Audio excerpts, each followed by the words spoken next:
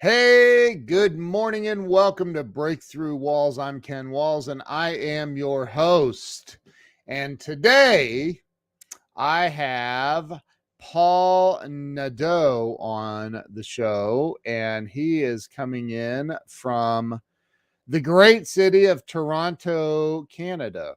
So this guy has an amazing story. Make sure you do two things. Number one, I want you to share this out.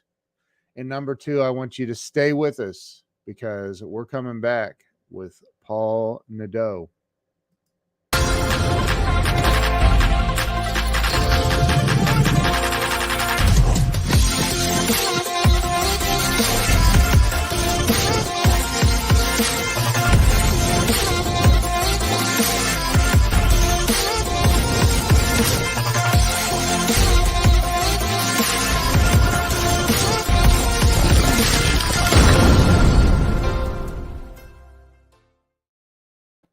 And we are back. Let me bring Paul onto the show here. Paul, welcome to the show.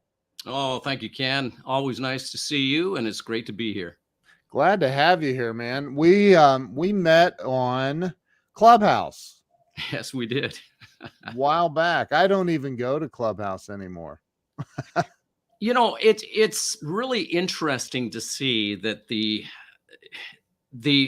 I love Clubhouse, as you know, and in the very beginning, it came at a time where people really needed connection. Yeah. And what we've seen is that there are some from the original group, the January 2020 group, that are still there, but many people have left. Life goes on. It's still on my phone. I just don't. Honestly, it's there's a lot of pontificators. Yeah. We'll just leave it at that. How about that? Let's not be negative. Right. So, Ben Gay the third is joining us. Ben, it's good to see you, brother. So Paul, I started this. It's been over 4 years ago now, and it was literally to help people have a breakthrough in life. I think we all get stuck, and some people get stuck and stay stuck and don't know how to get unstuck. And I really believe that there's power in telling our stories, right? So start with where you were born and raised. Talk about that. You got it. And I love the premise. It's true. A lot of people get stuck, and we do need a breakthrough from time to time. I was born in a place called Oshawa, Ontario, which is about a 45-minute drive from Toronto, Canada, which is where I live now. And my father was a very abusive alcoholic, and he was a very tortured man. So as a result, we were severely abused. I could tell you things from my past that would make your hair curl. And to start the life that I had in the very beginning was a very, very tough life. And I can go on from there if you want. But yeah, sure. And I can relate to all of that, by the way. So so talk about, because I know it's a little bit different in Canada than here. The university college thing, but talk about like when you were growing up. How do I put this? I think that our childhood has a tendency of pushing us in the direction that we end up going as an adult. So when I say that, what are some of the things or people or events or places that come to mind for you when I say, what from childhood pushed you in the direction that you're in now? Okay, and that's a good question. For me, as I mentioned, I got a lot of beatings from my father, and they were pretty severe. I remember when I was about 7 years old, after a beating, I was on the ground looking up at my dad and thinking to myself, when I grow up, I'm going to be a policeman so I can arrest you and people like you. And that was the thought that I got at the age of 7. And I really believed I would become a police officer because I wanted to arrest him. My life, I was a troubled kid too. the only place I could act out was actually in school, and I did. And I was a troublemaker in school, in grade school. Yeah. And I was very disruptive, and I used to get straps and spankings and the whole works back then. Back in the 60s, that could happen. Yeah. I remember, just being that bullied kid, because I was bullied, and I just wasn't amounting to anything because I didn't believe in myself, Ken. And the problem was, when you don't believe in yourself, you're you're really stuck. Yeah. And so in grade 7, I started to like girls, and of course, I started to look at myself a little bit differently. And I remember on one occasion, this one teacher, he announced to the entire classroom, he said, we're going to have a test next week, and I expect everybody to pass except for you, Nadeau. I already know you're going to fail. Wow. Yeah. And that was a slap in my face like I'd never felt before, other than at the hands of my father.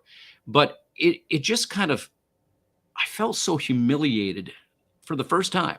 I mean, I'd done other things before, but this, for some reason, it just shook me to the bone. And I remember going back home and locking myself in my room and basically crying all weekend. But I did something that weekend that I'd never done before. I really tried to study. When I say tried to study, I'd never really studied before. My mother would try to get me to study, but it wouldn't sink. So I went through the notes and did the best I possibly could. The following week, when I wrote that test, Ken, I had 2 voices in my head. I had the one that said, you're going to fail. Yeah. And, so why even try? And the other one say, no, you kind of know this stuff. The Yeah. answer, you know this answer. And so I had these competing voices in my head. I wrote the test. And a couple of days later, as was customary in this particular teacher's class, he would grade the students, and then he would call the student with the lowest grade to the front of the class to pick up their paper. And it was the walk of shame for me, because I was always the first one to be called.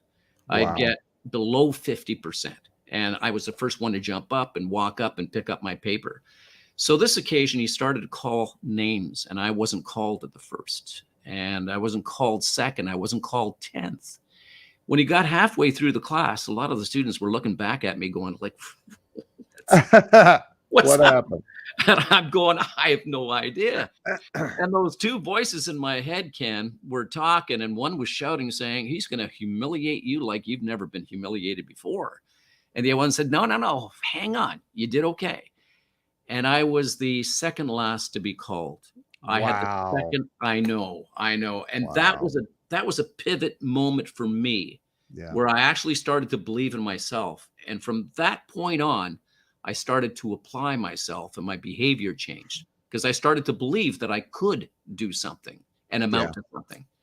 So that was the defining moment for me. My father killed himself when I was 17. He killed himself with the same rifle that he had killed Santa Claus with when I was about 8. And I never got to arrest him, obviously, but I did become a police officer. So going back to your original question, what events really got me to where I am today was my father and that teacher. I attribute both to them. And, a lot of people think that things happen to you, like the abuse that I suffered happened to me. It also happened for me. Amen. Because when I look back at it, Ken, had it not been for my father's abuse, I wouldn't have become a police officer, a detective, a hostage negotiator, international peacekeeper. Those things would not have happened. Wait, you're a police officer? I was a police officer. Okay, I gotta go. I'm kidding. Yes, I know a lot of your viewers will probably shut it down. Look, Joe Ingram's on here. You know Joe, don't you? I do. Hey, Joe. So Paul, I wow, some very, very similar things, man. I ended up dropping out of high school because of a lot of things, right? And I had a teacher tell me I'd never amount to anything, but I've written 7 books and she's written 0. So, I love what you just said though about things happening for you and not to you. So at 17, your father killed himself. I have a kind of a brutal question. Not a brutal, but a straightforward question. Did it crush you? Did it hurt? It He had tried about a month earlier, and I had found him in his residence with the rifle beside him. He had passed out, and Wow. the bullet was jammed in the rifle.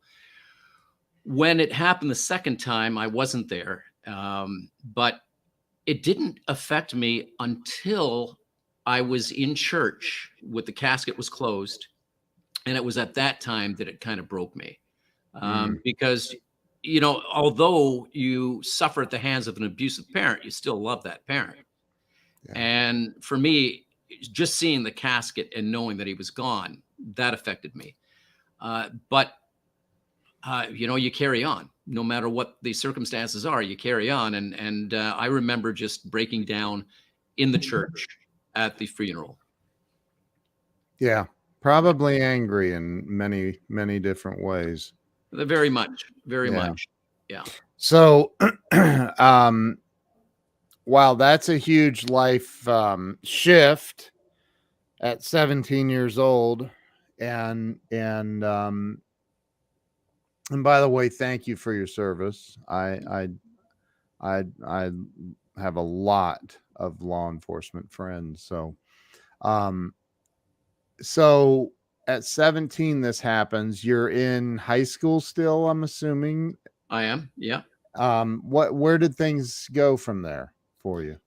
Well, I had developed, like, since that incident in grade 7, and the number 7 plays a significant role in my life. Like at 7 years of age was when I decided to become a police officer. At 17, like my father kills himself, and 7 years after I joined the police department, I became a detective. But Wow.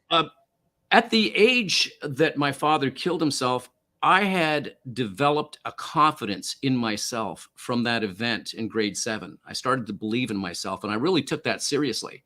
So I knew how to communicate with people, how to talk with older people, because Yeah. my father sent me out when I was a child to actually find a job so I could pay room and board. And yes, I developed a Wow. confidence to talk to anybody. So I had jobs. I had my first car when I turned 16. I had money in the bank. So I was really moving forward with this confidence in my life. And so those years in high school were fantastic. I felt like I had really accomplished a lot, and I developed a lot too. So it was great. I became an actor in high school, and I loved that. And I did some film and television since then, and I'm still involved in that. So there were so many good things were happening in high school. Did you go to, I know do they call it university there, right? We have universities and colleges, and I went to a college to take a law enforcement course. When I Okay. turned 19, I went to a college, a community college in Toronto, Okay. and took a law enforcement course for 2 years. I felt that would help me get onto the police department. I don't think it helped, but it certainly didn't hurt. Well, now down here, at least I know in Ohio, they require that you have a college education, a college degree to be in law enforcement. It's not a bad idea because it requires discipline, Yeah. right? Yeah. And you are graded. But the comments of the college or university professors are probably what's going to impress or depress a Yeah. particular police service from hiring you. Is like, hey, this is Yeah. a competent individual, because we want people who are level-headed. We want good cops out there Yeah. and Sure. weed out the bad ones. So I think that's not a bad idea. So you did you get a job right away with the police department? I did. I had two offers actually. When I turned Wow. 21, I applied both in Toronto and in Durham, which is where I was from and living at the time. Which they're side by side, Yeah. and Toronto was the first one to hire me, and they said we're hiring you, but we've got a little bit of a freeze going on. So once we lift the hiring freeze, we'll give you your assignment. You can show up. In the meantime, I had applied in Durham, which is a big jurisdiction. And they hired me right away. And I started a few weeks later. And by the time Toronto got a hold of me, I was already on the road. So Wow. yeah, it was very, very quick. Now, when you and is Durham a big city like Toronto or? Well, we've got several small communities within Durham. Oh, okay. Landscape-wise, it's bigger, and there were so many more opportunities because when I joined the police department, I became a detective very shortly after I joined, and I got to work in the special victims unit. I got to work as the detective working in the sexual assault and child abuse unit. I became a hostage negotiator, international peacekeeper. All these opportunities, and I worked for it. I worked for it. So when I see something, I go for it. Wow. And yeah, it's been a tremendous career. I really. So I can't even imagine being a hostage negotiator. Like what, give me a real life scenario. When, when does somebody call in a hostage negotiator for what purpose? That's out of my realm. Well, let's take a look at it in two ways. A hostage negotiator is also a crisis negotiator. Okay. And we're called when there's a hostage taking, and that could happen when a robbery goes wrong, a drug deal goes wrong, a domestic violence situation where somebody, or in one situation where a distraught father grabs his child and locks himself in the house, and that's the kind of scenario that you have with the hostage takings. The other part of it is when a person is in crisis and they call, or somebody calls on their behalf to say they're going to kill themselves. And so you are there to talk them into not doing it, just like you would when you're in a hostage situation and you're speaking to a hostage taker. You want to get to what's causing this and how you can help them out of the crisis that they find themselves in. So I've had everything from people wanting to jump off a bridge, take their lives, locked and barricaded in a home with a gun or pills. And I've had those hostage situations where a robbery went wrong in a department store or in a variety store, domestic situations, that kind of thing. So yeah. Wow. Yeah. And that's all in Canada. I thought Canada was this really peaceful, quiet rivers and mountains and snow, man. What We still live in the igloos, right, Ken? heck? Yeah, yeah. My igloo, I'm just brushing it off today. No, I think though I do in my mind I see Canada as a very peaceful place, but I guess it's not necessarily. It's So not it's not always, but we right. do have a lot of good things going for us here. Yeah, sure, sure. So you did that. You were a police officer for and you said you were 7 years before you became a detective. So what does that mean? You were out in a patrol car pulling people over for speeding, for domestic violence I mean, what Yeah, what were you doing? for the first 5 years, I was in a patrol car, Okay. working with other patrol people, Yeah, sure. and the thing is, when I first joined the police department, Ken, I was put on a platoon of officers, senior officers, and most of them were very disgruntled. They were angry. They had never been promoted. So I was surrounded by very negative people. And I would have to work with these officers for 8 hours a shift, Wow. night shift, day shift, afternoon shift. And Yeah. all I would hear is, the department's gonna mess you up, and all the people out here, you can't trust them, you can't trust anything. So when you're surrounded by all this negativity, it has when you're put in a barrel of rotten apples, and I hate using that term, but very negative people can start to damage you, when you're surrounded by that.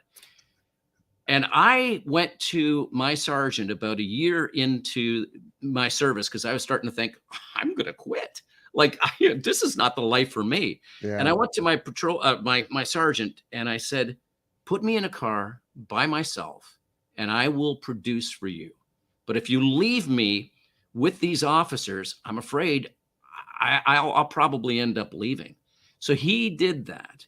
And I started to produce, and I started to arrest people, impaired drivers, people breaking into homes and going to those domestic calls and those robbery calls and everything. So I hated pulling people over and giving them tickets. I really didn't. And most of the times I would just say, hey, you've been speeding, so be careful. If I catch you again, that kind of thing. But I hated doing that. I wanted to catch the criminals. We used to have a warrant box in the back. This was before, computers really. Yeah. I go through all the warrants and, hey, this guy's wanted for armed robbery. And then I would hunt them down. And I was good at hunting people down. I loved it. Yeah. And so 5 years into the job, way back when, it was very unusual for someone to be moved from patrol to the detective office back then. Yeah. But I applied for it, and my staff sergeant backed me up as my inspector did. They said, hey, you are a big producer. We're going to back you up. So I ended up getting moved into the juvenile division as a detective, and then 2 years later, getting my detective's badge, my rank. So that was, and that was hard work. And that was just, I loved what I was doing. And I finally got an opportunity. I moved from the things that were affecting me, the guys with the negative attitude. I had to move away from them. I'm sitting here just chomping at the bit because I hate talking over my guests in any way, but I want. So I've had this conversation with police officer friends of mine, deputy sheriffs and what have you, and I'm like, dude, why are you being so negative all the time? Stop.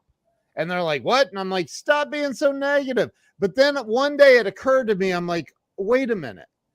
Your job as a law enforcement professional is literally to find negative stuff. Like you're always on the lookout. If you're in a patrol car and you're driving around, you're not looking for people painting rainbows on the sides of buildings. You're looking for people doing bad stuff. And so I think that it's almost a natural thing for people in law enforcement. And you tell me if I'm wrong, because I'm not in law enforcement, but I think it's natural for how do you turn that off? Like you're out 8 to 10 hours a day on patrol or doing your detective thing. You're looking for murderers and every other kind of crime out there, negative.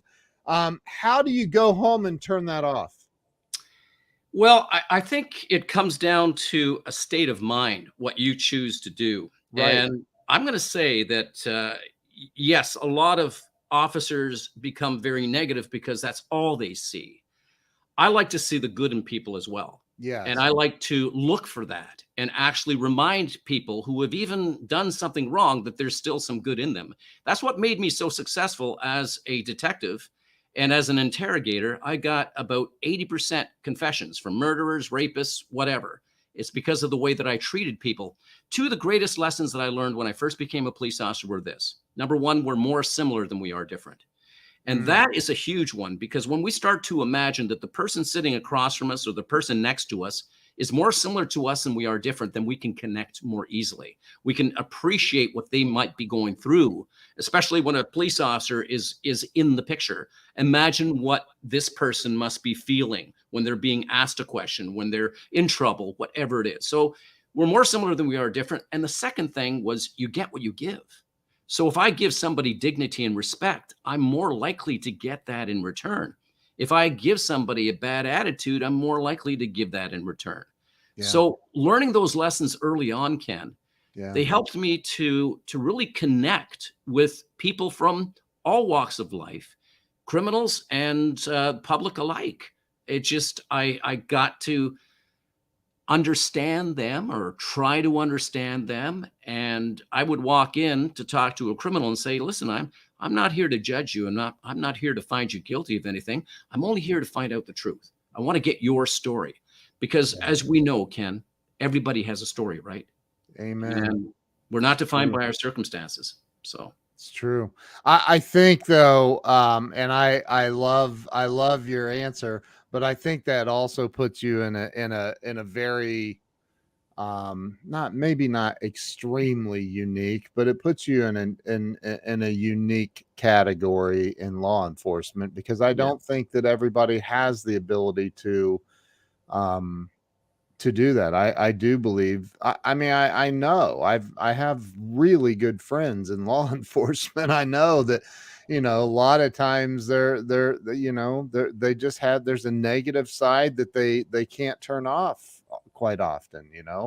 And it sounds like you can turn it off and on. Like you know how to shut it down. I do, and I think. Well, I'll rephrase that. I know that that's why I was so successful at my job, Yeah, and why I became a hostage negotiator when I asked. They said, "You've got something different yeah. than most of the other guys. You want to go to the Middle East during the war? Yep, you've got something different. So we're going to deploy you to the Middle East." All these things is Jeez. because of the attitude that I brought into it. And you're Right. right about being able to just shut it off and just say, "Hey, wait a minute, I'm going to look for the good here," as opposed to always looking for the negative. Wow, that's incredible. We have Robert Brooker here. I don't know if you know Robert, but I he don't. he you may have arrested him at some point. I'm kidding, Robert. I'm kidding. Robert lives in the Toronto area somewhere. He said his father lives in Durham or something. Yeah, Um, yeah. but so you did this, you got into the detective unit. I don't know if it's called a detective bureau or unit, or they call it a bureau here. So you became a detective, and how long in total were you in law enforcement? 31 years. I spent 31 years in law enforcement, and about Wow. 22 or 23 of those years were in the detective office. Wow. Yeah. That's incredible. So Uh, you've seen it all. oh gosh, yes. I was almost killed in the Middle East by terrorists. I fought terrorists hand to hand combat during the war, and I was What? almost killed. So actually, a terrorist saved my life, and What? yes, a terrorist saved my life. Okay, you got it. We can't. Come on, man. We can't skate past that. Can you tell the story? Oh, I certainly can. Back in 2004, the United Nations reached out to the Royal Canadian Mounted Police and Yeah. asked for more peacekeepers to go across the globe. Okay. And at the time, I was interested in peacekeeping, and I applied to go to the Middle East. This is Canada did not send soldiers to the war. We sent peacekeepers during that war. And this was the Iraq war, and I was selected to go.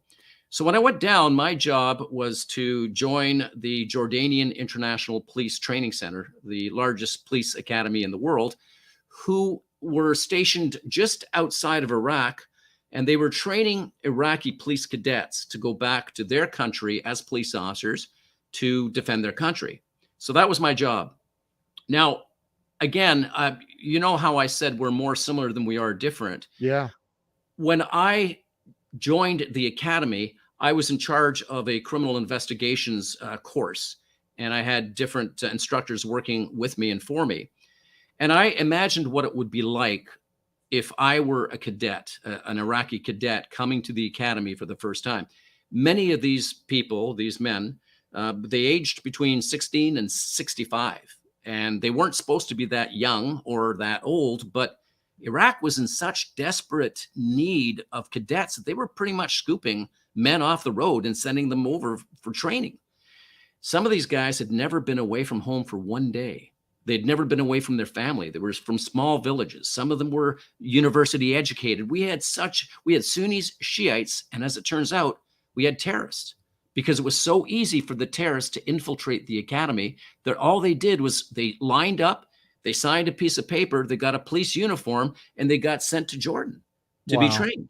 So we had Sunni Shiites and and terrorists in the classrooms. Jeez.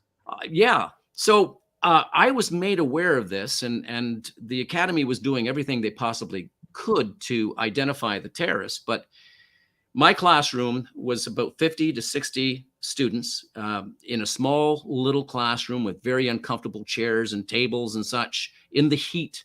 And so I imagined what it would be like for them. So whenever I started my class, I put my hand over my heart and I said, listen, I had a translator as well, a Jordanian translator. They were amazing. And I said, I'm here. It's an honor for me to be here. And I'm truly grateful that I am here to share with you some of the ideas that I have about enforcement and police work. And I want to make this as entertaining and as memorable for you as possible. So my name is Paul. I'm going to be sharing some information, and I hope that you will be sharing some information with me. So I started with a little bit of a spiel. And during the day, you can imagine these guys had to get up at like 4:30 in the morning. And some of them had never worked out before, but they were put through drills at 4:30 in the morning till about 6:30 in the morning. Then they would go and they would shower. They would have their breakfast, and then they would show up in my classroom at 8 o'clock. And some of them were ready to fall asleep. Their heads were ready to fall asleep. I had to make it entertaining. Now, Yeah. I had done some acting, so I incorporated acting into my classroom. So I'd say, okay, you're going to be the police officer today. You're going to be the bandit, and you're going to be the witness. And then I would have them role play. About 3 o'clock in the afternoon, it occurred to me that America's Got Talent was a big thing, and we had a Canadian version of that. And I thought, Yeah. I wonder if I could. Ah, this occurred to me. I said, does anybody here sing? Does anybody in the classroom know how to sing or even tell stories? And I did this every class. Like I had the students for 2 weeks at a time, and then another group of 60 would come in, and then they would leave after 2 weeks.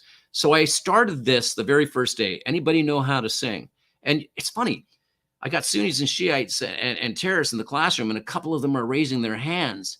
And so I said, all right, let's sing, tell stories. Wow. And they would do that. And some of them were just incredible singers and storytellers. And the empty jugs of water, those 5-gallon jugs, Yeah. they grab, those and start playing the drums on them. Ken, it was just amazing. So we would close our day off with this song and storytelling. So I had Sunnis and Shiites and terrorists laughing, and we all, were getting along. It was for that reason, one of the students in my classroom turned out to be one of the terrorists who's going to be in charge of killing internationals later on. But Wow. I did not know he was a terrorist, but he would stay after class and he would talk to me and ask me all kinds of questions. He had a bodyguard. And a few weeks later, after he had left my classroom, and I had gone from being in the teaching area to becoming an advocate and counselor. I applied for that job, and Yeah. I got that job, and it was great. And then we were informed that there was going to be an attack on the academy, and that internationals were going to be killed. And a couple of days later, sure enough, early in the morning, I got to the academy with my partner who worked in the advocacy and counseling division. We would get there before all the other internationals, Yeah. and we would go see the director to impress upon the director that certain cadets had to be redeployed back home. Some of them were suffering from mental disorders. Some of them were suicidal. Some of them had been sexually assaulted while in the academy. And so as we were leaving the director's office, as the sun was coming up, there were several buildings. We were on our way back to our own building, and about 40 of these cadets who were armed with rocks and sticks or whatever, they didn't have weapons other than that.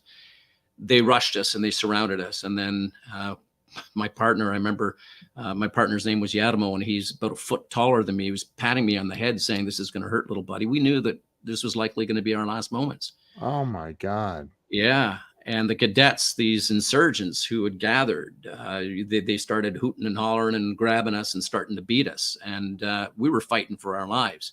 Oh my And as the fight, yeah, I know. As the fight was going on, I remember getting stunned and hit and trying to defend myself. And I heard this one voice call out my name, Mr. Paul, Mr. Paul. And he was shouting something in Arabic. And his voice was louder than the others. I heard my name, and I heard him shouting something. And all of a sudden the attack stopped and everybody moved away. And as I was trying to regain my focus, I'm looking for who called my name and why this had stopped, thank goodness. And it turned out to be this cadet from my classroom. Wow. Yep. And he walked up with the biggest smile on his face, and he reached out and he grabbed me by the arm and he pulled me up and he said, "You and your partner, you leave." And I was saved because of that. And I see that Wow. Michelle has joined us. Hey, I Michelle and Robert. know. I love Michelle. She's I know amazing. she's so amazing, isn't she? So, wow. That is a moment that you could never forget, ever. I could never forget that, because I can truly say that my life was saved by a terrorist, and Wow. that terrorist actually likely paid for my life with his own, because he had gone against his terrorist cell. His job was to kill me, and he in the presence of 40 witnesses saved my life as opposed to taking it. And I know that, if you're a terrorist and you go back home and you say, "Hey, boss, I didn't do what you said. In fact, I actually saved this guy." Well, you can imagine what a mob would do. A mob boss would say, "Well, yeah, I think we've got something for you, Charlie, in the back room." The No terrorists are kidding. probably likely the same. Wow. Yeah. That's crazy, man. So you were in the middle of all this, you said, for 31 years, the 31 law years on enforcement, the police service. Yes. and you go back to you get through that, you go back to Canada, eh? Yep. See Hey, what I yep. see what I did there? I love Uh, it. I love it. Yeah. but and Bob Donnell, who's on here, says he loved your story about protecting Oprah. I can't let that one go either. I mean, that's kind of a pretty big deal. Yeah. How, and my wife is on here, she's blown away by you. So talk about Oprah. Where's that coming into the story? Yeah. 2015. Oprah Winfrey was coming to Canada for, I think it was her very first appearance in Canada, for a live event with Tony Robbins and Deepak Chopra and a bunch of other Yeah, inspirational, motivational speakers. And at the time, when I was right into acting, and I was hanging out with this woman, a very, very pretty woman. I had a crush on her, actually. And she was an actress, and the two of us would hang around a lot together. And she got a hold of me. She says, "Hey, Oprah Winfrey is coming, and would you want to volunteer? I'm volunteering for that day. Do you want to volunteer with me?" And I said, "Sure, why not?" And so we both volunteered for it, and they were giving out the different assignments. And we were both hoping to be in the auditorium where all the speakers would be. That's the yeah, place to be, right?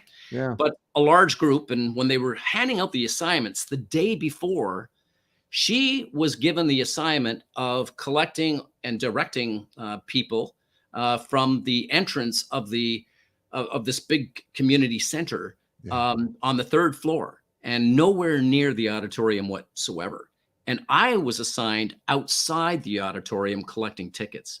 So neither one of us were going to be able to see these speakers. yeah, But I am a person who likes to create my own opportunities. I'm a negotiator. And so an hour before the event, before people started coming in, I walked into the auditorium. I started looking around, and I saw the woman who was in charge of the event.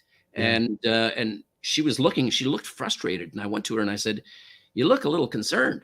And she was one of the ones who had been given out assignments. And she says, "Yeah." She says, I just don't know how I'm going to seat everybody." And I said, "Well, let me tell you a little bit about my background, and I think I can help you." So I told her about what I did, and how I think I could be of value to her in the auditorium. And she says, "Would you do it, Paul? Would you be there? I'll put you right in front of the stage." I said, "No, I got it. I got you." And I said, Wow. "Do you need anybody else? Because I have a friend who would be good at it too, because you look concerned." And so she said, "Yes, get your friend down here." So both of us ended up in the auditorium. Oh my gosh.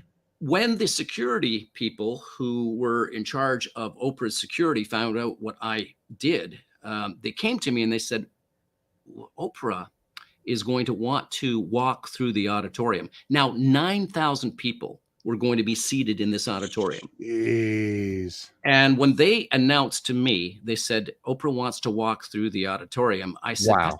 that's not a good idea. That's not, because, and they said, well, we know, but we're going to announce to everybody to stay seated in their seats. And I said, good luck with that. Yeah. And so they said, well, that's what she wants to do. We're wondering, would you walk beside her? We'll be behind you, but would you be beside her and just kind of be her bodyguard? And I said, sure. Yeah. And so that was my assignment. Now, when Oprah was talking, she did come down, and I had met her before. And so I got by her side, and I did not like this idea at all. Everybody in the auditorium, before she appeared, were told, when Oprah comes down, she's going to shake a few hands, and everybody remain seated in your chairs. And everybody went, yeah. We're going to be good adults. We're going to stay in our chairs. And I thought, Right. no, they're not. And so we got about a quarter of the way in, about 2,000 people in, and one person got up, started rushing her, and then 10 people got up, and 20 people, and 30. And next thing you know, we were surrounded by people all trying to grab her. And it was like a scene out of the Kevin Costner movie, where I'm pushing people away, bodyguard. And Oprah reached over and she grabbed my hand, and she actually dug her fingernails into my palm, and she said, Paul, get me out of here. And I said, I got you. And so I managed to get her up on the stage again, unscathed, unhurt. Wow. And that was my Oprah story. And I remember that night going, oh, wow, that was pretty close. And so I went on Twitter and I said, oh, I got to work with Oprah Winfrey today. And I didn't put too many details, but Oprah tweeted me. And she said, oh, wow. Yeah, she said, thank you, Paul. Thank you for helping. And so that was my Oprah story. Now I could tell that in two different ways, Ken. The one way I can say is, have I ever told you about the time that Oprah and I were holding hands in front of 9,000 adoring fans? Or I could tell you what really happened. That's so funny, man. Wow, that's crazy. And so you were still in law enforcement, though? I had left. I actually was no longer. I retired in 2010. Okay. And this was 2015. Yeah. So go back to 2010 when you decided to retire from law enforcement. Why did you make that decision? And that's a very good question. And it comes down to this. I had done so much on the police department, and I was in the polygraph unit at the time. And I was also doing some film and television acting. And I was married. And I said, you know what? I'm getting so much work doing film and television and commercials, and I was on TV shows and all kinds of stuff. I said, it's hard to balance both these things, and I really want to go into acting full time. So I went to my wife at the time and I said, what would you think? I mean, the police department is going to give me money to stay away. I could retire. I could get my benefits and everything, and get to working in acting full time. And she said, no, that's a great idea. I left the department to pursue an acting career, which I was doing very well at. But regrettably, just a few months after leaving the police department, my wife at the time announced that she wanted a divorce. So everything came falling down, so to speak. And I really had to reinvent myself. I no longer had the steady income. Right. Acting was once in a while, so I really had to reinvent myself. And again, you're not, your circumstances don't define you. You define your circumstances. Yep. You respond in the best way that you possibly can. And for anybody out there, who's trying to get through a breakthrough, when stuff like this happens and you're knocked on your butt by life, it's your responsibility to get back up and do the very best you possibly can. Rocky talks about it. Life is not rainbows and sunshine. It can be a cold and nasty place. It will knock you to your knees and keep you there if you let it. Yep. But when I got knocked down to my knees there, it was like I got hit by Rocky Balboa himself, and I had to stand back up and say, okay, now what do I do? I got to Right. dust myself off. And now where do I go? I don't have my job, which I could have had if I would have Yeah. known this was going to happen, but I had no idea. I had to reinvent myself, Ken. Yeah. So what, because I see, I'm going to go full screen with you here. I see there's books behind you there on the shelf. Yes. I don't see my book up on that shelf, so I'm Oh, no, assuming it's those are just a little yours. further down there, Ken. But so you've written some books, right? Yeah. And so talk about that. You come out because my wife and I are talking about making some big changes in our lives and stuff, and it's always scary, man. Like when you go, I'm gonna step out into something completely unknown to me, like completely unknown to me, right? And so talk about that when you had to go through that reinvention process and the fears and how you did it. What are the steps you took? Absolutely. As I mentioned earlier, the defining moment in grade 7 where I started to believe in myself, it never left. There were times where I'd get knocked down and think, okay, now a little bit scary, but what do I do? Mm-hmm. Uh, I I had to get work because the lawyer's fees were costing a lot of money. And a friend of mine said, "Hey, they're looking for investigators for the office of the Independent Police Review Director," and I got a temporary assignment there. And then in 2013, in 2000, yeah, it was about 2013. I was in between jobs and thinking, okay, I'm looking for work. Now what do I do? And I don't like to have time on my hands. I like to be doing something. And I'm very creative. So many people had been telling me, Ken, you should write a book. You should write a book. You've got stories, man. You should write a book. You're so interesting. And I thought, I don't want to write a book. I don't want to write a book. I had no intention of writing a book at all. Right. And I'm sitting in 2013 with nothing to do but look for work. And I hear this voice in my head, write a book. I'm thinking, no, I don't want to write a book. It's a whisper, write a book. And I thought, okay, it keeps telling me I got to write a book. I have no idea what to write about, and I don't know how to write a book. So what am I going to do? I went to a bookstore and I picked up a book on how to write a book. I read the first 40 pages. I thought I knew it all. And I sat down on my computer and I just started writing. Had no idea what was going to come out of me or what it was, but some of it was inspirational, motivational. It was Yeah. about helping people to, to beat self-sabotage and to get back on their feet. And I put personal stories in it. And after about 2 years, because I wasn't committed as a writer in the very beginning, I had to hold myself accountable or get other people to hold me accountable. So I went to social media and on Facebook, I said, I'm writing a book. And I didn't think anybody was going to respond, but I got about 20 people, 20 of my friends who said, Yeah. well, it's about time. So then I thought, okay, now I've got to finish. So I wrote the book and I self-published. And about 40 people, Ken, bought the book, friends of mine, family, Yeah. that kind of stuff. But then I get this individual reach out to me on LinkedIn. He was an editorial director for HarperCollins, one of the biggest publishers in the world. And he says, I want to meet you for coffee. And so I met him for coffee and he pulls out my book and he says, I read this book. We want to publish it worldwide. And I said, yes, you do. And he did. And it's been published worldwide. So then, the process was okay. Now I know how to do it. But I'm of the belief, Ken, that we are just about limitless. We're only limited by our own selves, by what we tell ourselves and by listening to those voices. When that voice came in and said, write a book, I could have said, I don't know how, and I won't.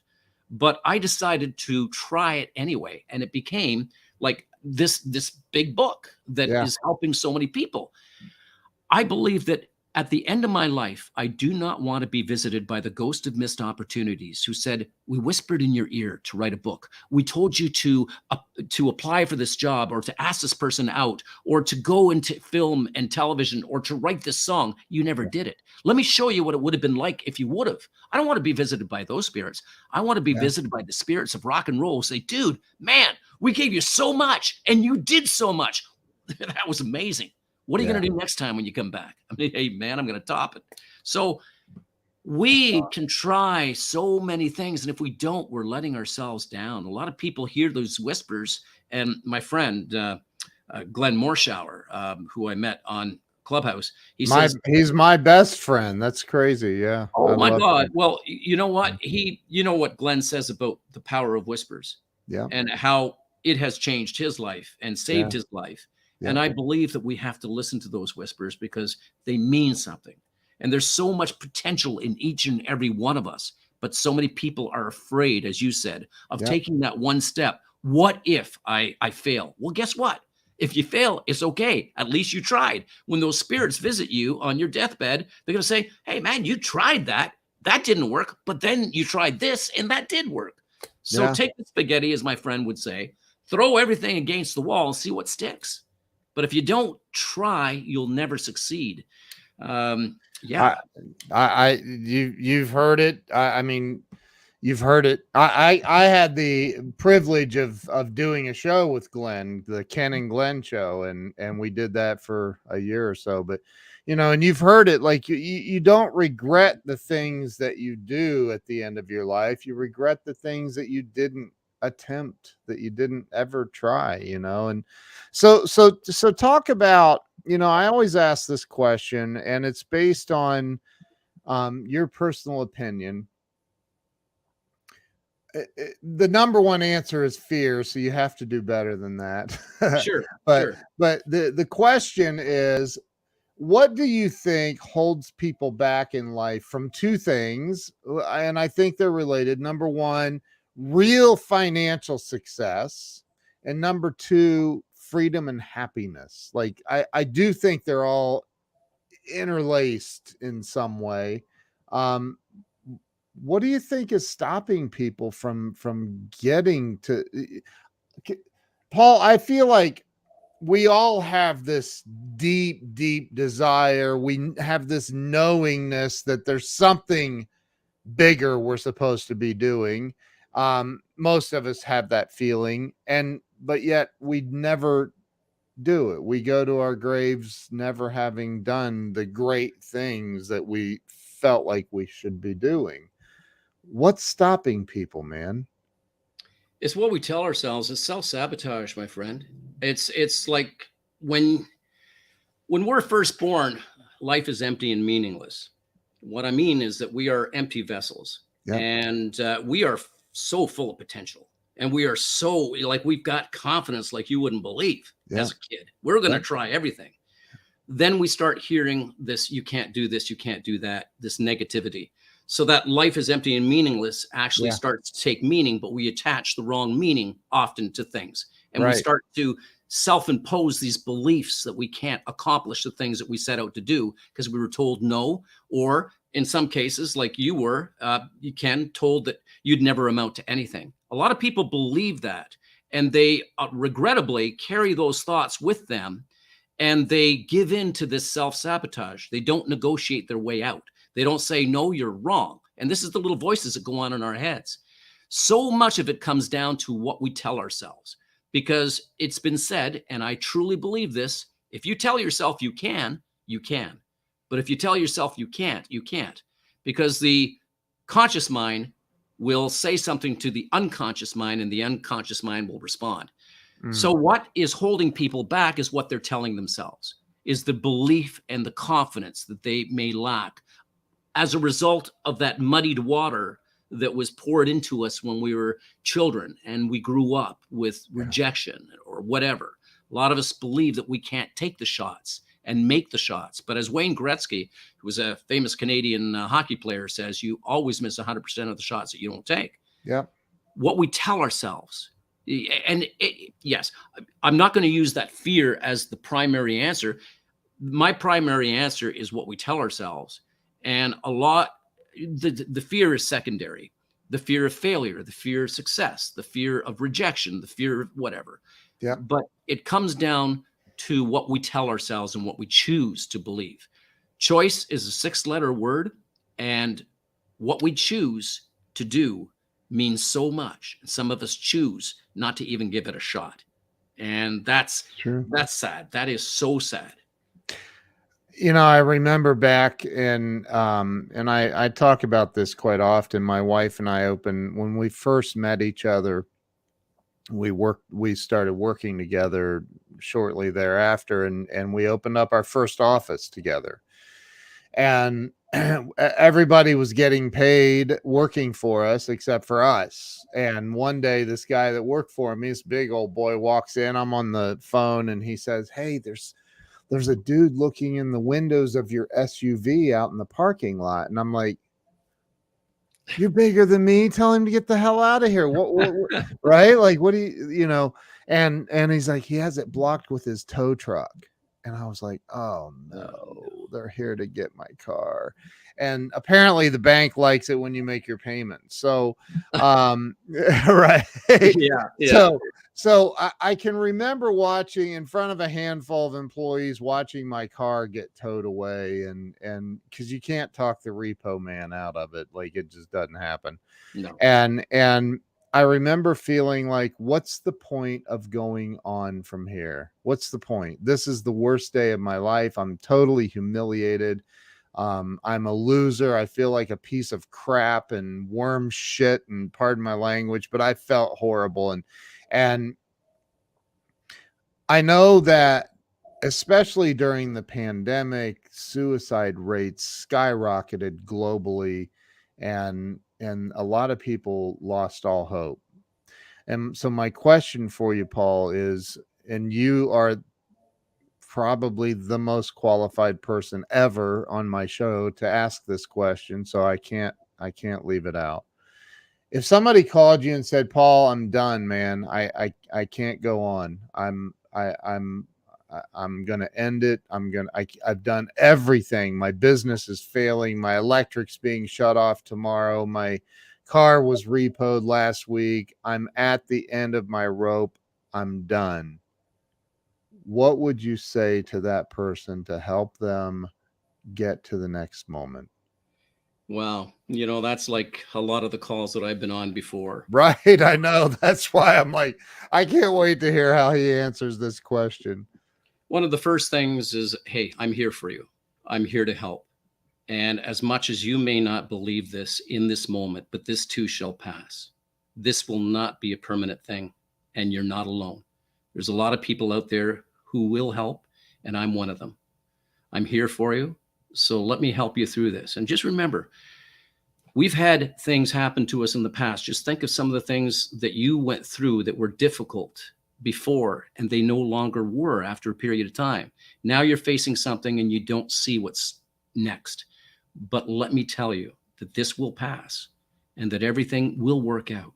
And I will help you to get to the next stage. But you're not alone, and don't give up. I know that you can do this. I know that you're strong enough, and I'm here to help you. How can I help you? Wow. A lot of people see events and are very taken by them, but they have to look back into their past, I believe, to see that they've gone through hell before. Yeah. And the idea when you're going through hell is to keep going, right? Who was it that said that? When you find yourself going through hell, keep going. This too shall pass. A lot of things happen to us, but as we said, sometimes they happen for us because they can put us on a totally different things that happened to me. My divorce, the abuse that I suffered, they happened for me too. Yeah. And so much has happened because I never gave up. And a lot of people who are facing difficult times right now have to imagine this is only temporary. It's not a permanent thing. Sometimes our messes become our messages. And some of the things that happen to us, they could be our next TED Talk. They could be something that we experience so that we can then share with someone else who's going through a tough time. Many of my experiences, the hardships that I've gone through have become my messages. Yeah. They become, a TED Talk. I've done a TED Talk. I've written a book in which I've shared these stories. Is that we never ever should give up on life, because life is not going to give up on us, and this is only temporary. What you went through in your dark moments, where you were feeling like shit, and they were towing your vehicle away, that's the past.